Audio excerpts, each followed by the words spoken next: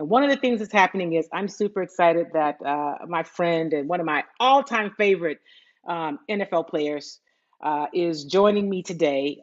We called him a media favorite. We talked about him this weekend actually in the press box, and we were like, yeah, we miss guys like Jonathan Joseph being around in the locker room, although we don't really get to go to the locker room, but just in terms of being able to talk to. So good morning, Jonathan. Thank you for joining me on Chalk Talk.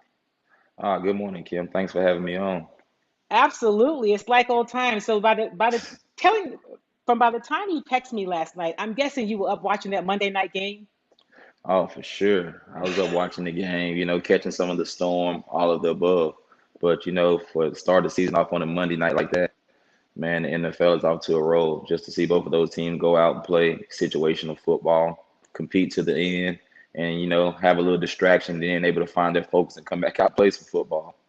That was fun. That was a fun game to watch. Did anything surprise you in that game? I know that Derek Carr has been under a lot of uh, has received a lot of criticism, and every year the thought is that Gruden's going to get rid of him. But I think people forget he could put up more than 4,000 yards last year. He can still play. Oh, for sure. And then you got to think he has a big brother that was a number one overall pick that went through a lot of up and downs throughout his career. So normally when it's like that, he had the front seat at the table to sit and watch everything that his brother went through and learn from it. And obviously he super talented himself. And I think putting a guy like Gruden around him, you know, able to coach him up and get him to do the things the right way and just truly believe in him, because Hmm. there's a lot of trade chatter and things like that surrounding him. I think he's able to just play football. And you seen him go out last night and play at a high level and make throws all over the field, but more importantly, keep his poise and make timely throws when it mattered the most for that team. I want to ask you about a couple other games before we get to. I want to get your thoughts on what you saw from your former team, the Texans, this weekend. Um, Jameis Winston, who has not started since 2019, but he was able to sit under the tutelage of Drew Brees last year, and his big thing was not turning it over. He had almost near perfect game against Green Bay on Sunday. What do you think about his ceiling, his upside? Oh man, it's big because a guy like Jameis, I'm excited for him and just to see where it takes him to because a guy like him comes as a number one overall pick, and a lot of times they get thrust into action right away and don't have someone to sit behind them and learn from and show them the ins and outs, the way to be a professional and not more so off the field, but more so what to do during the game, when to make this throw and not make that throw. And I think he had some ups and downs early in his career, put up a lot of big touchdown numbers, but in this league you can't turn the ball over. And that was the big thing for him. And I think having a chance to go sit behind a guy like Drew Brees and not being too prideful and say that I'm a starter in this league. And I think you see what he's learned and he's taking his game to the next level. Not only is he still throwing touchdowns, now he's cut down his interception numbers. And he's looking like, the leader that people always knew he was when he was drafted number one. So I think any quarterback in his situation right now, he has the most upside, especially from a contractual standpoint. Oh yeah, because he could get paid after this year. And Jonathan, you of course spent 15 seasons in the league. I want to talk about that a little bit more in a minute. And as a cornerback, so when you look at the quarterbacks in the league right now, who are you most impressed with in terms of just, I mean, I know it's week one, but in terms of the guys that you saw play this weekend, who stood out to you the most? Oh man, this weekend. Oof. Kyler Murray. Kyler Okay. Murray, Tyrod Taylor, Herbert up in the Chargers. There's so many good quarterbacks now. It's just, when you turn on the TV now, I think the quarterbacks are playing at an all-time high level around the league where guys can just sling it all over the field. And, a lot of Hmm. teams are starting to put certain playmakers around those guys. And I think that's the exciting brand the NFL want to see. Obviously, guys putting up points. But I think right now the quarterback play in this league is at an all-time high. So you mentioned Tyrod Taylor. Okay, he is of course quarterback in the Houston Texans. Your former team. I think those of us who've seen Tyrod throughout his career know it's clear that he has talent. He just had some bad breaks, right? He's had some bad breaks in his career. But when I saw him on Sunday, and I've seen him throughout camp and preseason, he just looked comfortable. There are questions throughout camp. I listened to some of my colleagues ask whether or not he could throw it deep. I always thought he could. He showed he can do that. And the guys seem to feel confident with him and his leadership. but I thought he played a good game on Sunday. Oh yeah, for sure. I think he's always been a guy that's been aware of turnovers, so he haven't turned the ball over a lot. But I think it's also held his production back because he ain't able been to make as many plays because he's always had that in the back of his head. And I think it's just sometimes being in the right situation to where he's able to just play and be himself and know that he's the guy, and not if he go out there and have a bad game or a two-game bad stretch and he's going to get pulled and somebody one else going to be in the starting position. I don't know all the ins and outs throughout his career, Hmm. but just looking from afar, I think that kind of the situations he's been in, even when he was in Buffalo and he was paid the money, you see he end up getting released from that deal. So I think now, and being around Tim Kelly, I know the joy he brings and the confidence that he gives his quarterbacks. So I think Hmm. it's kind of probably might be a match made in heaven for those two, because obviously I know Tim want to have success and Tyrod's at that point in his stage. Um, just like Jameis Winston, guys been a starter before to where I think I can lead a team, and this can be my team to lead. So I think he's in a good situation. You mentioned Tim Kelly, and I said in the open that Tim Kelly, I thought, called a really good game on Sunday. And I think we're probably seeing Tim Kelly really for the first time in terms of what he can do as an OC, right? Because one of the things that I get from David Culley is that he's going to let his coordinators run their side of the ball. He's the head coach, but he's going to let Lovey run the defense. He's going to let Tim run the offense. And I think that we saw Tim Kelly actually call, I want to say his first game. He technically called the games before, but I thought Tim Kelly showed us that he's got a lot of stuff in his bag. Yeah, for sure. I think that's smart of Coach Cully. First time being a head coach, he don't want to Hmm. put too much on his plate from a day-to-day standpoint. So I think the job as a head coach first and foremost is to oversee the team. So I think when you have guys in place like Lovie Smith, who's been to Super Bowl before, coached forever in this league, great coach, probably a Hall of Fame coach. You still have Romeo Cornell expertise in the building, but then you take a guy like Tim Kelly, who came from the bottom, learned a lot, was always in the film room, learning different schemes.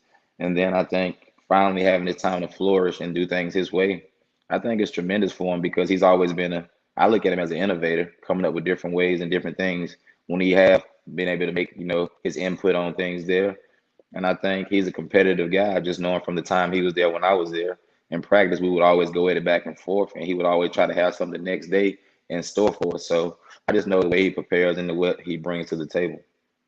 I'm talking with Jonathan Joseph, a former cornerback with the National Football League, in his first, I guess, full season as a retired player.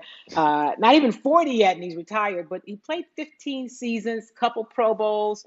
I think the number was 32 interceptions. He put up some good numbers from South Carolina and was always somebody in the locker room, win or lose, would give it to you straight. So, from all of those, for the rest of us in the media who always were hovered around your locker, we appreciate that about you. It was very helpful to have somebody in the locker room who would, just be willing to talk win or loss. So for all those guys, the ones that, the little gang that be hovering around, I just want to say thank you on behalf of them. Enough about them. Let me ask you something, Jonathan. Because you did play a number of seasons in the league, you played in. I covered you with the Texans. You were with them when they had some really good seasons, and you were with them in some of those really bad years. What is it like as a player when all the noise outside is about this team isn't very good, they won't win many games? Is the team going to tank so they can get a better draft pick? My opinion has always been players don't tank. I don't know what GMs do in terms of how they maneuver the roster, but players want to win. Can you just speak to kind of that? Because that's where this Texans team is this year. Yeah, I think, me playing for 15 years, I've seen my share of coaching changes, staff changes, general managers, whatever it may be. And I think I've tried to always, as a player, keep myself, separated from that. Obviously, when someone asks your opinion or, bring you in on a conversation, you address it however accordingly. But for me, I always wanted to keep it separate because I think when you start to have stuff like that creep in, it does play with players' minds because you can't police everyone and tell them don't read the news clippings, don't listen Right. to this, no, don't do this because we're all individuals at the end of the day. But I think when you have the right leader at the helm and whoever that guy is bringing the right message each and every day, and the guys inside that building in the locker room buy into it, now I think that would create a different narrative for that team. Now they go out and play for something totally different. You make a great point because I get that, from all those players, they seem bought in. And I hear people outside say, No, they're not. This guy's, I said, listen, I've covered the league a long time, and you can tell when players are not really buying in, but you see it. You see this team saying, you know what? We're not going to worry about the fact that everybody outside thinks that we're not very good. All we can do is come in and do what we do each week.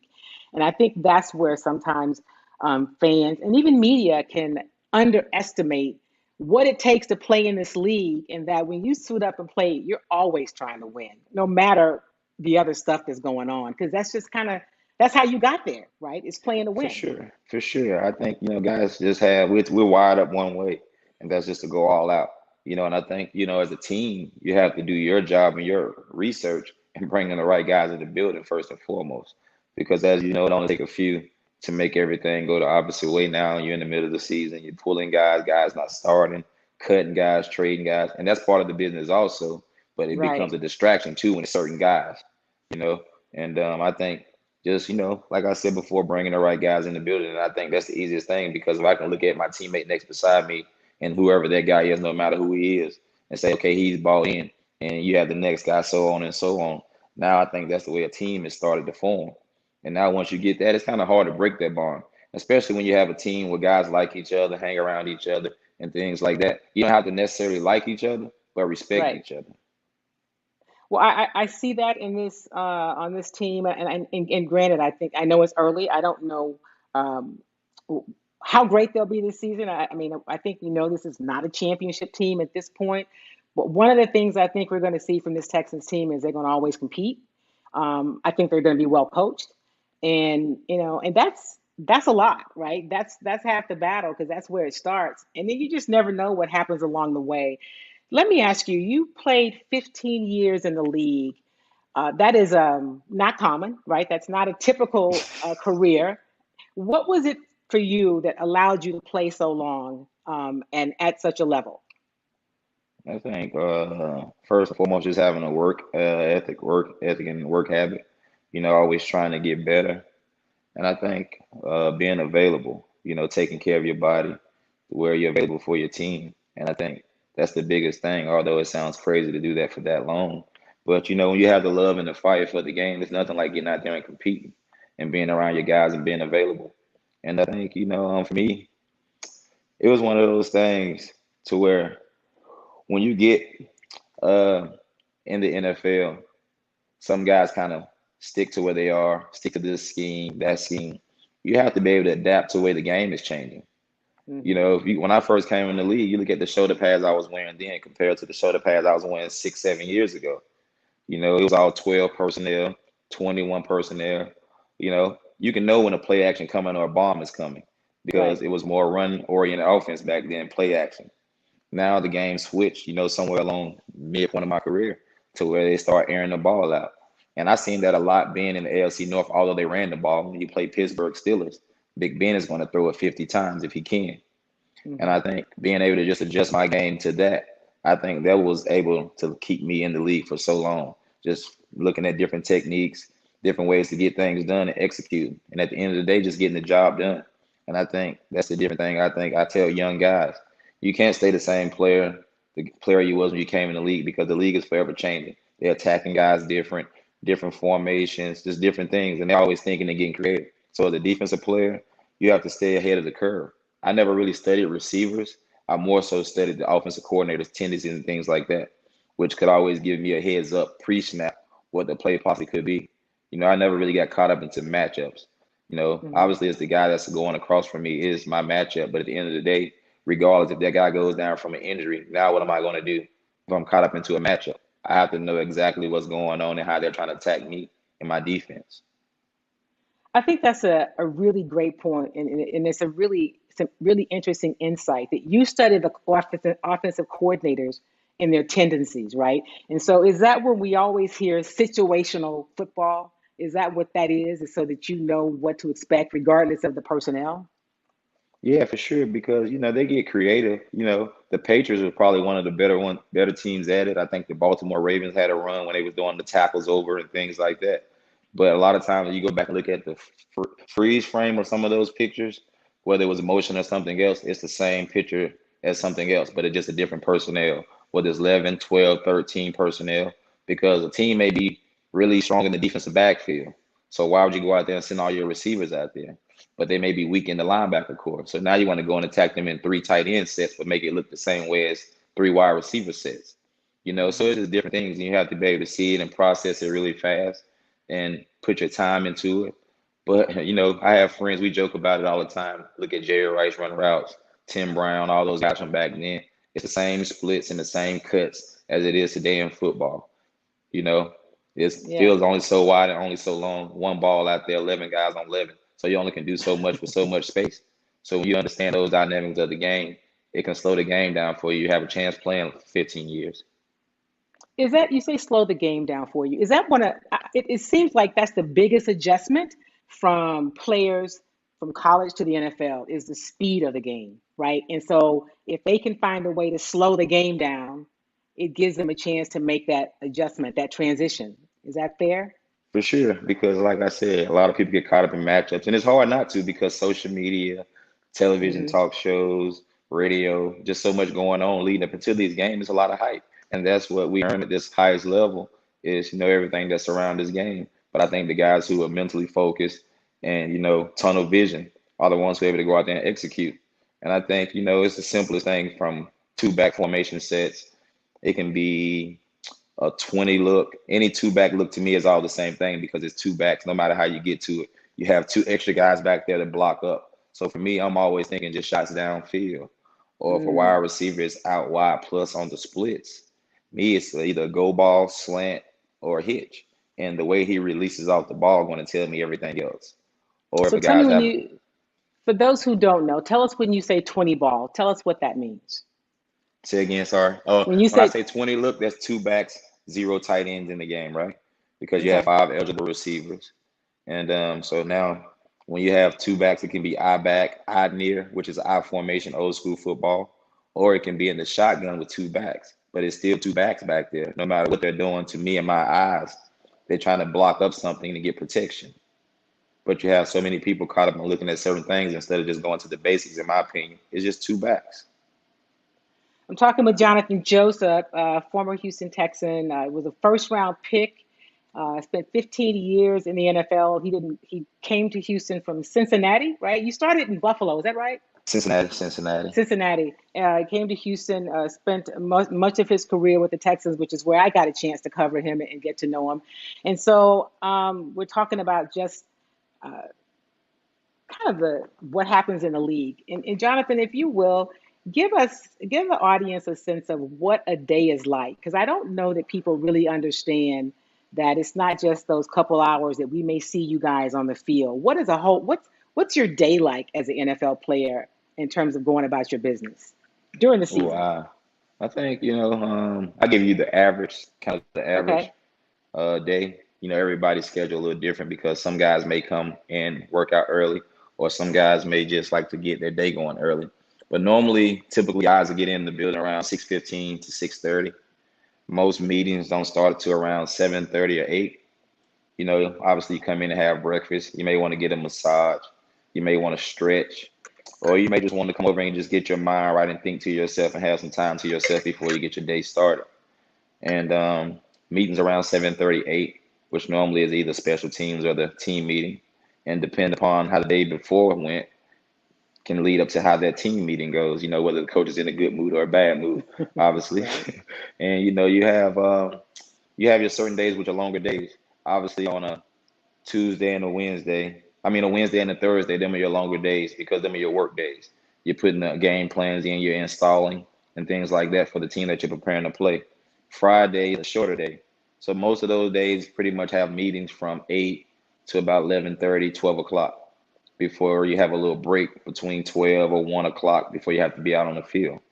And once you go out onto the field, pretty much you're out there for 2.5 hour practice. And then once that pretty much is done, you have to come back in, meet with the media, get yourself together. Whether it's if you're injured, go in the training room, get in the cold tub, go get a lift in with the weight coach, or you may have to catch up on film and go see your coach. And you have to do all that within time before you get back to your next meeting where you're able to go back out there and look over the practice film and review and go over things. And on top of that, you're going to pre-install the game plan for the next day. just to get a jump on tomorrow. Hmm. And you have some guys that will stay after practice and get some more work in. So normally that day starts about 6:15, 6:30, and don't ends between 5:30 to 6 o'clock before you leave the building on most days. So, talking to Jonathan Joseph, former Houston Texan, former NFL player, from Pro Bowler, first round pick, all that kind of great stuff. From South Carolina, I got to make sure I get that in right, repping your home state. For sure. And I think it's important because I don't think people really realize all that goes into it, right? And we're not even going to talk about off season just yet, but there's a lot. It's a real job, right? I mean, you Oh may like yeah, it. We yeah. see it as it's flash, it's TV, but it's a lot of work to be at that level, not just physically, but also mentally. Oh, for sure. You just can't stroll in the building and, say, well, it was traffic, I'm a little late. That just doesn't fly. That doesn't fly. You walk in the building, most times it's a $10,000, $14,000 fine. Or you just don't want to be the guy to let your teammates down to think that you was too inconsiderate.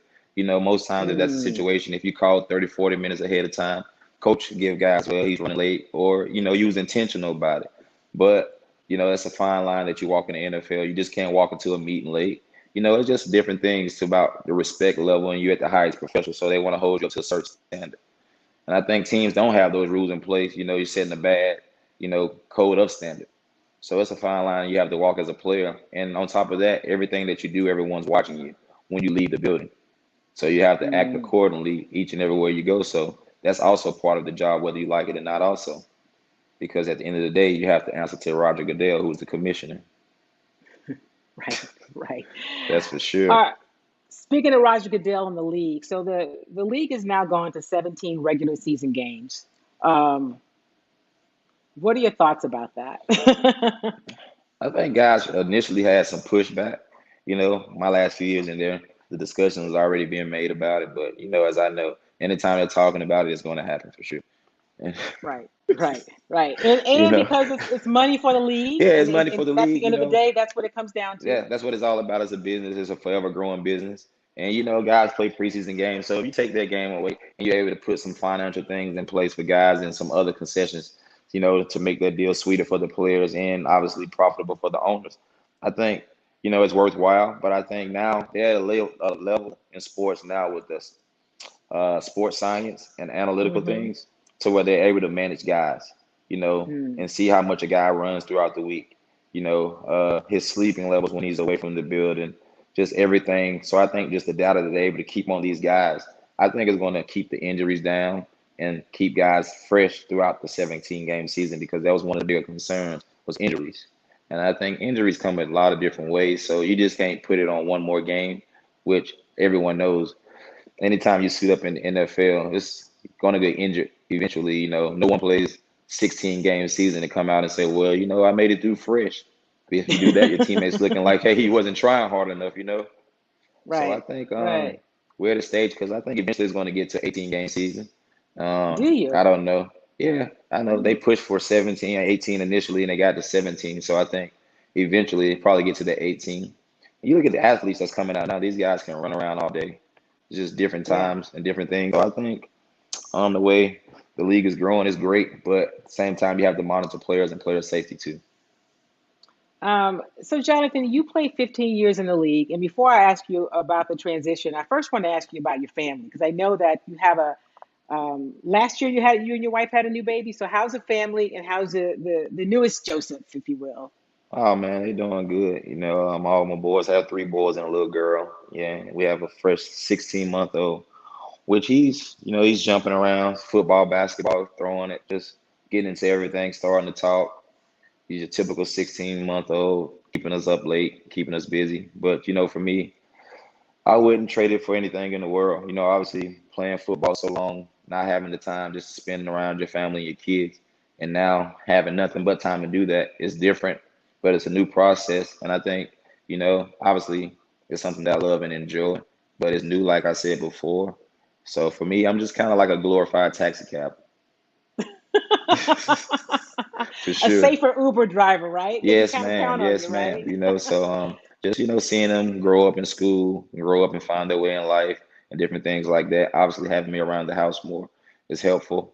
And I think we'll just see where it takes me from here. But I'm coaching over at my son's middle school team, volunteering at Grace Presbyterian, so I'm enjoying that. I think the kids out there having a good time being coached by me, so I'm enjoying it. So let me ask you something. How did you know when it was time for you to retire? I mean, had you thought about it for a few years, or take me through that process of how you finally made a decision to say, this is it? Uh, I think like last year was kind of a different year, so you don't really want to use that year. And I had an offer to go back to play, and Hmm. had a neck injury that kind of didn't heal up the right way. It was kind of borderline, and the smart thing to do was not to play, which made the situation a lot more easier for me just to make that call. But I thought about it last year, when I made the transition to a new team, with COVID going on and everything. But I just know what I can and can't do. And I'm Hmm. confident in my abilities. And I would never be the one to go out there if I can't get something done. And I think, going to Tennessee last year, I learned a lot. Obviously Mike Vrabel over there, Anthony Midget, those guys.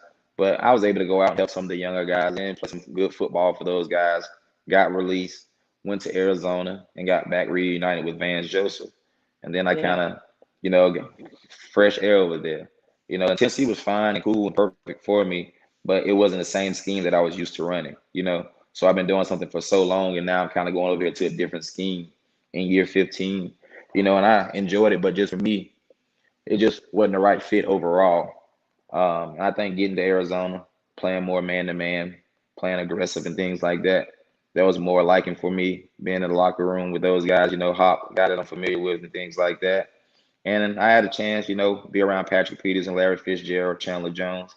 And that led to, me enticing JJ, a little bit to go over there. Knew how close those guys was.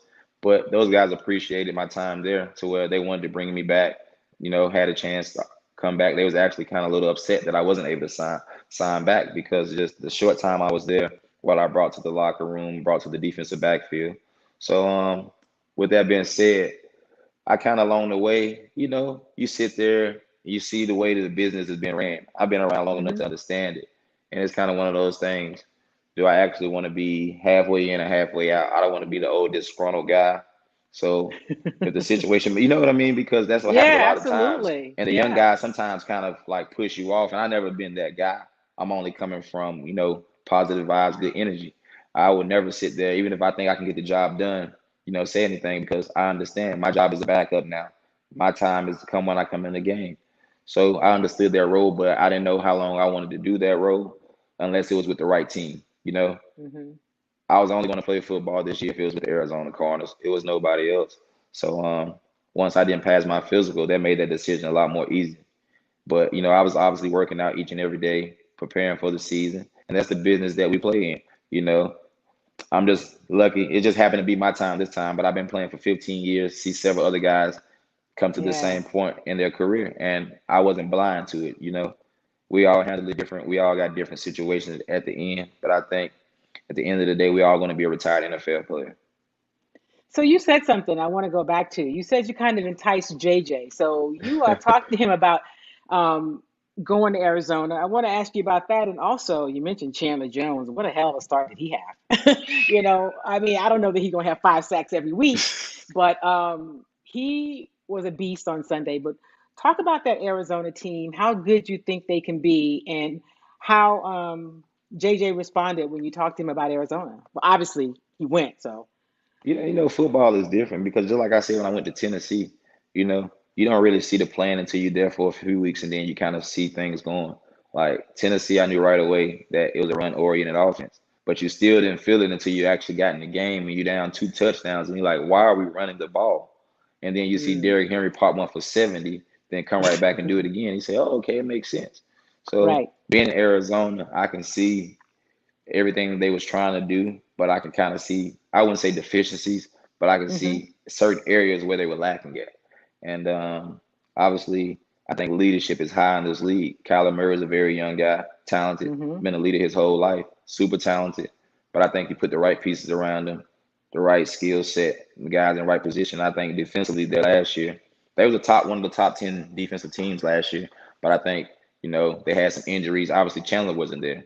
Now you Hmm. bring in a guy like JJ. to where JJ's never been paired with a guy like Chandler, which, that's a way you Mm-hmm. can extend your career from a guy like JJ's standpoint, you know. And a guy like Chandler, he's in a contract year, having the presence of JJ on the line, that makes his job that much easier. And then you throw in the guys they have on the back end, Collins, Jordan Thompson, Mm-hmm. JT, Buda Baker.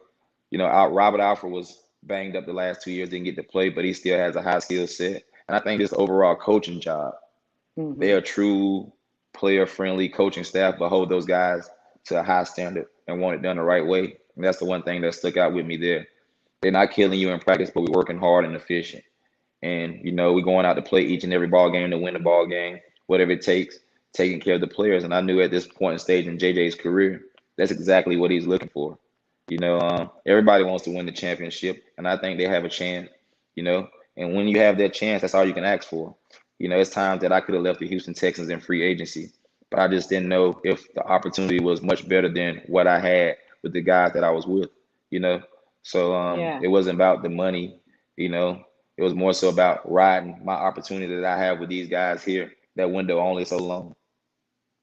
I'm talking to Jonathan Joseph, who is giving us brilliance. And I'm reminded of why I always was camped out at your locker after games, because I got this each and every week. Um, so, first of all, you said you're coaching at your son's school. You have any interest in coaching at the NFL level, or being a part of the personnel side? I mean, what's next for you? I think I absolutely I do. I love the game. I'm never not stop learning the game. Hmm. Uh, told my wife the other day, I was like, we don't have the package. You know, because I got to just flip back and forth through multiple games. And that's just the way I watch it. I watch it as if I'm still in the game, but mentally I'm attached from the game. You know, you got to find Hmm. different ways to get your passion out and your love for the game out. And I think it could be coaching, front office, or whatever that role may be, because I'm still competitive. I still enjoy the game and like the game. And I know there's different ways that I can help, because I'm just sitting here watching. You can see a guy when he's going to get pre-snap, or I'm just calling out all the plays, just watching it just from the Hmm. formations, like I said, and things like that. So it's always that weird feeling, because when you're around people and you're doing that, they start to look at you like, man, like, what's wrong with you? Because I'm calling out like every play back to back and things like that, and just seeing the smallest little details and things. And they like, I would never look at that way. But for me, it's always been about the technical things and certain things, to where that can get you beat way before the snap. So for me, it's definitely something I want to get into, but it has to be the right situation around the right people. As you know, in this business right here, it's a Yeah. forever cutthroat business. So I definitely want to jump into something that I don't want to be a part of, and then you're looking at it like you unhappy. You know, you see that a lot of times with guys. I don't think guys take Hmm. enough time off. They're just rushing into things. So, I think that's a great point. Taking the time off. What is the thing that you miss most about being in the NFL? Is it the camaraderie of the players? Is it suiting up on Sundays? What is it? I think it's everything, because Hmm. anytime you walk in that building, it's going to be something different, no matter what the day is. Because you got so many individuals in that locker room, so many people on the staff, throughout the building, and you build relationships with those people, no matter the team, no matter who it is. And I think that's the biggest thing that you're going to miss about it, because the game is the game. We all want to compete at the highest level, but it's those memories in the locker room, just being around the guys, of the equipment staff, guys in the training room, the Hmm. kitchen, weight room, just, that part of it. And obviously, it's no experience like being out in the practice field, going back and forth with the offense, the coaches at the highest level, and, walking out the tunnel on Sunday is second to none in the NFL.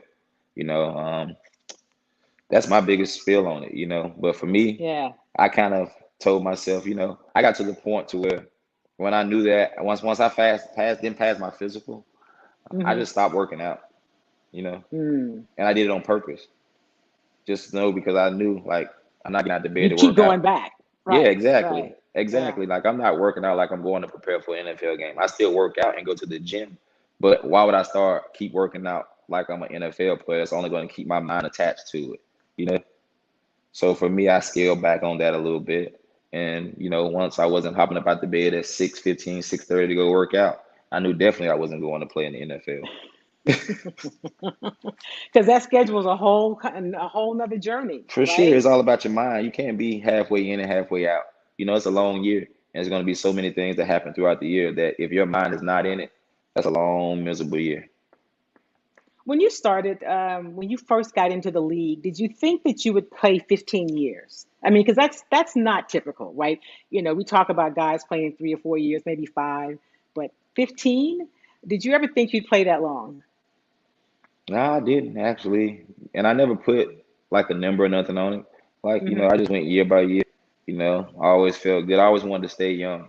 So for me, I just always tried to be ahead of the curve, take care of my body, and just play as long as I could because at the end of the day, you know, God put me here for a purpose, and Hmm. He gave me a talent. So for me, I just wanted to make the best of my talent and do what I could with my talent, and get the most longevity out of it as I could. Obviously, you have to be smart with it. I've been blessed.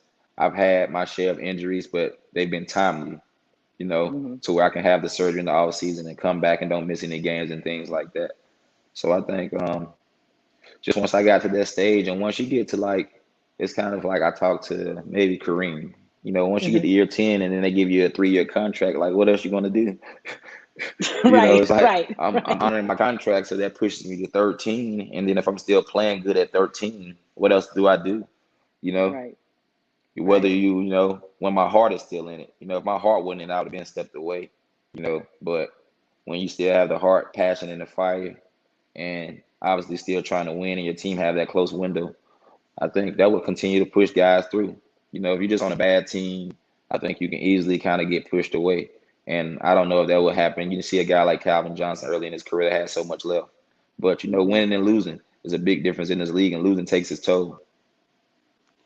So before we let you go, Jonathan, because I know I probably kept you longer than I said, but it's because you just always have such great stuff. What do you tell younger players about um, how to kind of carry themselves in the league and how to get ready for the life after? Because I found with a lot of players, that transition is not as smooth as yours has been. It's difficult because they don't really have um, their everything they do is tied into their football identity, and the other part of their life is not as developed, and so it's difficult to transition because it's like, well, this is who I am now. Who am I? Of course, you have your family, and that has always been a part of who you are. How do you advise players about being ready? Because at some point, like you said, you're all going to be a former NFL football player. Just never think that, you it's gonna last forever. Think, when Right. young guys come in, it takes one bad injury, just one bad mistake or anything to have you on the outside looking in. So I say for those guys, just cherish your moments, enjoy it while it lasts, because you never know when it can be your last game out there. But at the same time, you have to do everything that you can to prepare for life after football. I played 15 years. I'm 37 years old, and when I'm at home and wake up in the morning, all my friends are at work. You Yeah. know, like Right. Right. most 30-year-olds at home at work. So it's like, what are you going to do? What are you going to find with your time? What's going to be your interest and things like that? So just think about if you retire when you're 30 years old, if you play, or if you're 28 years old, you only play 5 years, things like that. So nobody's at home at 28.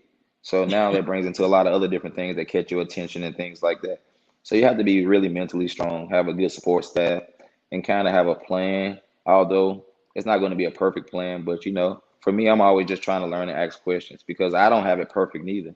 I may have my days here or there. And it's more so just Hmm. finding something to do because at the end of the day, most people that you're doing, your peers, they're out either still playing football, may not live in the same state, or it may be a lot of different other things that you're accustomed to and you've been on a schedule for so long.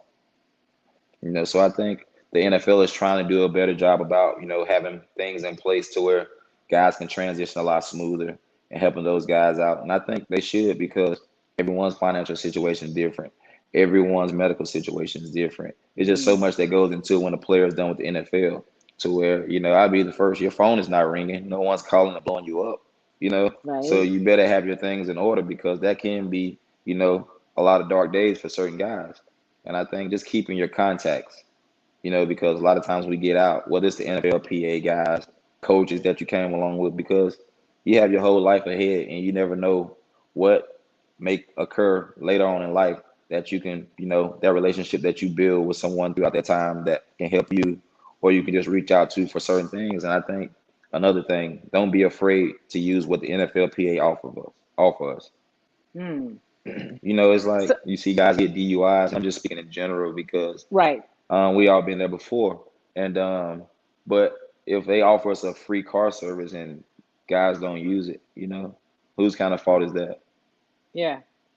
I I'm think you just make being a good honest point. now. Yeah, Jonathan, you make a good point because even in the recent like negotiations, and I know that there's going to be one coming up another one, a CBA coming up pretty soon. I've always been just kind of disappointed that not more players participated, right? Had their voices heard, not just take advantage of it, but you know, uh, take advantage of the things that are out there, and also make your voices heard by voting. And I think that's important. I hope that more of them start to do that, and realize it can benefit them even beyond when they're playing. Yeah, for sure. And, I don't know like the numbers, but obviously the NFL is a league that's basically made up of minorities, right? Yeah. Um, Hmm. and a lot of time we're first time generational millionaires and things like that, come into this situation in this spotlight, and we're learning along the way. So with that being said, I think we have to continue to learn, but at the same time, have a great support system that's helping us learn and use our resources. I think we both do that. The player will continue to grow after football and continue to have a successful life. And I think the football's already have its brand that's been there for however many years. I look You know, good you said all along the way. you said something. I'm working on a book and a documentary. It's called "When the Crowd Stops Cheering," and it's really kind of these conversations, right? You said something. A lot of first time millionaires, a lot of money without necessarily having the total foundation of how to navigate it.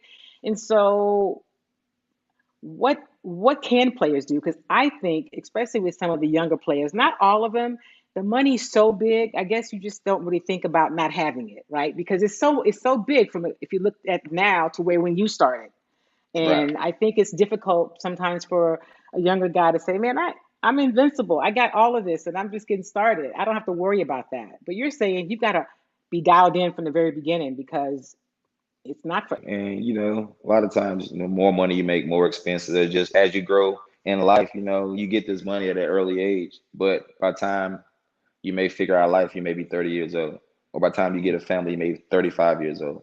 Now it's different things that you never knew about that come into play that you have to prepare for because now it's not about just you as an individual. Now you have a family. Now you have other things. So I think that's the biggest thing that come into play and having the right foundation. Raising your kids the right way, teaching them this and that and the third, because it's not the easiest job, like I said, because for a lot of us, it's first time and we're Mhm. learning along the way. So I think as long as we just continue to keep our eyes and ears open and reach out to each other and support each other and just use our resources, I think it'll be fine. Jonathan Joseph, 15 years in the National Football League, fully retired for the first NFL whole season, adjusting to that. So, how is it? Is your wife getting used to you being home all the time? Because that's got to be an adjustment for her too. For sure. Yeah, yeah, because I'm always been like on the schedule, so just having me around, yeah, it's definitely different. Just because she don't always have that other voice, you know. Right. Just most of the time it's just her and the kids, however it may be, and not having me in there, I have some input and some say so. So it creates a different little dialogue in the house at times, but it's fun. And to have three kids in the house to entertain you and keep us on our toes, it's just as fun also.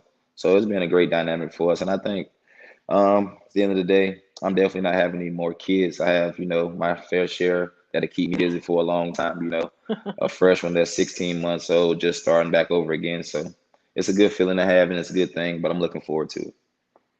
Jonathan, I appreciate you. I will be calling you again. And anytime you want to come and talk sports or whatever you want to talk about, you're welcome on Chalk Talk. So thank you for answering the call and showing up today. I appreciate you, my friend. No problem. Thank you, Kim, anytime.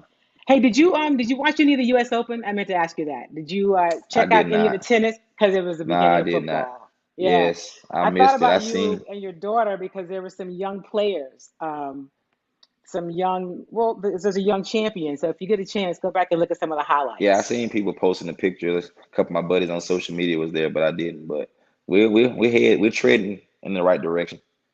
All right, All right. Jonathan. Thank you. I'll see Yep. you soon, my friend. No problem. Thank you, Kim. Absolutely. All right, that is That was Jonathan Joseph, former NFL football player, a former first round pick, spent 15 years in the National Football League, a couple Pro Bowls, a really stellar career. And as you can see from listening to him, why he's somebody that I always talk to. He was always a great person to um, talk to after games because he has so much knowledge about the game, right? So, whether it's a post game interview, just the business of sports, and looking beyond just the typical like how do you feel question. So that was Jonathan Joseph. I appreciate him actually spending so much time with us today. And I told you I was going to run some tape. I'll put those on my social media platforms. I just thought to be able to spend that kind of time with Jonathan that it was worth just hearing from him. So thank you guys for being a part of Chalk Talk today. I appreciate you. I hope you enjoyed the conversation with Jonathan Joseph. And remember, if you're in the Houston area or Southeast Texas, pay attention, even though the weather is supposedly moved on. Just, look around, make sure that there's no water when you're moving around, and make sure there are no down power lines because we did get a fair amount of wind. As always, stay safe. I'm encouraging you to get the COVID vaccine if you have not yet. Make sure that vaccine or not, that you are wearing your mask when you're moving around, that you are practicing social distancing, and just making wise decisions. These are crazy times, y'all. We gotta be safe for us and the people around us. So remember, do something kind for yourself and do something kind for somebody else. I'll see you next Tuesday on Chalk Talk. And in the meantime, follow me on all of my social media platforms, and I will give you updates on everything happening from Texans to the Astros and pretty soon the Houston Rockets. Have a great week, everybody. I will see you next time. Here we go.